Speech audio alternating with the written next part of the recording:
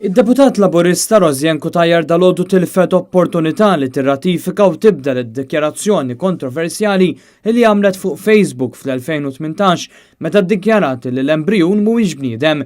Minkejja li dalgħodu kellha d-dispożizzjoni tagħha diskors sħiħ fil-Parlament fid-dibattitu dwar l-awtorità għal protezzjoni tal-embrijun, Rozjen Kutajer ma bidlitx dik id-dikjarazzjoni kontroversjali u mkien ma qalet li l-embrijun huwa uman. Fil-Parlament, Rozjen Kutajer tkellmet wara l-intervent tad-Deputat Nazzjonalista Claudio Grech li fih enfasizza li għall-Partit Nazzjonalista dan huwa ċar u dikjarat li l-ħajja tibda mal-konċepiment u li għalhekk l-embrijun għandu jkun protett sa mill-konċepiment.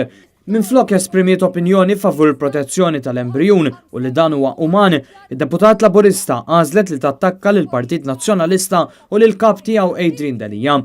Rozjen Kutajer ma tkellmitx dwar id-drittijiet tal-embrijun, iżda tkellmet biss dwar l-IVF.